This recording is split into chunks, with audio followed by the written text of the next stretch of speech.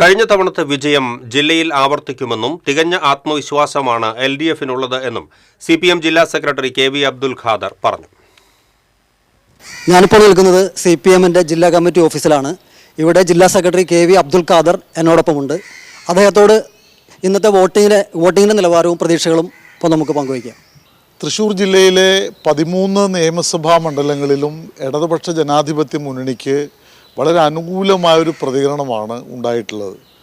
അപ്പം ഞങ്ങൾ കഴിഞ്ഞ നിയമസഭാ തെരഞ്ഞെടുപ്പിൽ ഉണ്ടാക്കിയ മുന്നേറ്റം ഈ തെരഞ്ഞെടുപ്പിലും ശക്തമായി നിലനിർത്തും.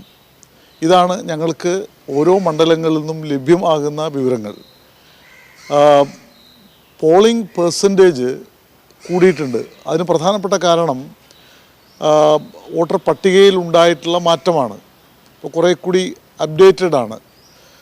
ഈ തെരഞ്ഞെടുപ്പിൽ തൃശ്ശൂർ ജില്ലയിലെ നിയമസഭാ മണ്ഡലങ്ങൾ, അതിൽ CPIM 7 നിയമസഭാ മണ്ഡലങ്ങളിൽ മത്സരിക്കുന്നു.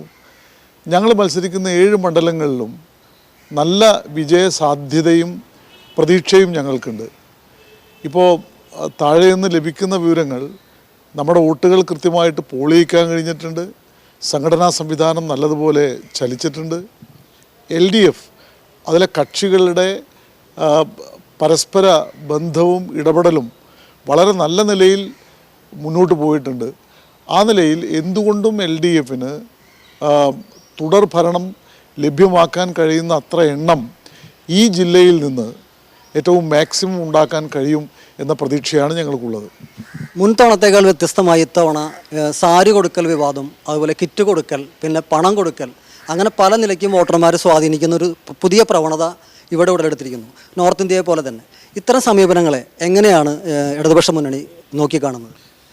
നമ്മുടെ ജനാധിപത്യ പ്രക്രിയയെ അപഹസിക്കുന്ന ഒരു കാര്യമാണ് പണം കൊടുത്ത് വോട്ട് വാങ്ങുക, സാരി കൊടുത്ത് കിറ്റ് കൊടുത്ത് വോട്ട് വാങ്ങുക. ഇത് ജനങ്ങളെ, ജനാധിപത്യ വ്യവസ്ഥയെ എല്ലാം അപഹസിക്കുന്ന നമുക്ക് അന്യമായൊരു രീതിയാണ്. പക്ഷേ ഇത്തരത്തിൽ വോട്ടർമാരെ വിലയ്ക്ക് വാങ്ങാൻ കഴിയും എന്നുള്ള പ്രതീക്ഷ പൂർണ്ണമായും അസ്ഥാനത്താകും എന്നാണ് ഞങ്ങളുടെ കൃത്യമായ നിരീക്ഷണം. കാരണം മലയാളികൾ രാഷ്ട്രീയ ബോധമുള്ളവരാണ്. പ്രത്യേകിച്ച് ഈ ഗവൺമെൻറ്റിനെ കഴിഞ്ഞ 10 വർഷം നേരിട്ട് അനുഭവിച്ച ജനങ്ങളാണ്. അപ്പം അതുകൊണ്ട് തന്നെ ഏതെങ്കിലും ഒരു നക്കാപ്പിച്ച തെരഞ്ഞെടുപ്പിൻ്റെ തലേദിവസം കൊണ്ടുപോയി കൊടുത്താൽ തങ്ങളുടെ നിലപാടുകളിൽ നിന്ന് അങ്ങനെ തകിടം അറിയില്ല. കാരണം അവരെ മുന്നിൽ വന്നിട്ടുള്ള ദേശീയപാതയും റോഡുകളും സംസ്ഥാന പാതയും സ്കൂളും ആശുപത്രികളും ഒക്കെയുണ്ട്. ഓരോ വീടുകളിലേക്കും എത്തുന്ന സർക്കാരിൻ്റെ വെൽഫെയർ സ്കീമുകളുണ്ട്, സാമൂഹ്യക്ഷേമ പെൻഷൻ പോലെയുള്ള പദ്ധതികളുണ്ട്. അപ്പം അതുകൊണ്ട് അതിനെ ഒന്നും തകിടം മറിക്കാനായിട്ട് കഴിയുകയില്ല. അതുപോലെ വളരെ ഏകപക്ഷീയമായി നമ്മുടെ കേരളത്തിൽ നിലവിലുള്ള മതസൗഹാർദ്ദത്തെയും ഐക്യത്തെയും തകർക്കുന്ന തരത്തിലുള്ള പ്രസ്താവനകൾ BJPയുടെ ചിലരുടെ ഭാഗത്തുനിന്നുണ്ടായി. അപ്പം അതൊക്കെ വളരെ ഗൗരവപൂർവ്വം കാണാനും അതിനെതിരായി ചിന്തിക്കാനും പ്രാപ്തിയുള്ളവരാണ് മലയാളി വോട്ടർമാർ, തൃശ്ശൂർ ജില്ലയിലെ വോട്ടർമാർ എന്ന് അരക്കിട്ട് ഉറപ്പിക്കുന്ന ഒരു ജനവിധിയായിരിക്കും ഉണ്ടാവുക. ഇന്ന് ആ തരത്തിൽ ഞങ്ങളുടെ സംഘടനാ മിഷനറി കഴിഞ്ഞ 1 മാസമായി എണ്ണയിട്ട യന്ത്രം പോലെ ചലിപ്പിച്ച ഞങ്ങളുടെ സംഘടനാ മിഷനറി പൂർണ്ണമായും ജില്ലയിലെമ്പാടും പ്രവർത്തിപ്പിക്കാൻ ഞങ്ങൾക്ക് കഴിഞ്ഞിട്ടുണ്ട്. അതിൻ്റെ ആത്മവിശ്വാസത്തിലാണ് ഞങ്ങളുള്ളത്. ഇത്തരം അനാശാസ്യ പ്രവണതകൾ ഉണ്ടാകുമ്പോൾ അതിനെതിരെ ഇലക്ഷൻ കമ്മീഷൻ സത്വര നടപടികൾ എടുക്കുന്നില്ല എന്നുള്ളൊരു ആക്ഷേപമുണ്ട്. അതേപ്പറ്റി എന്താണ് അഭിപ്രായം?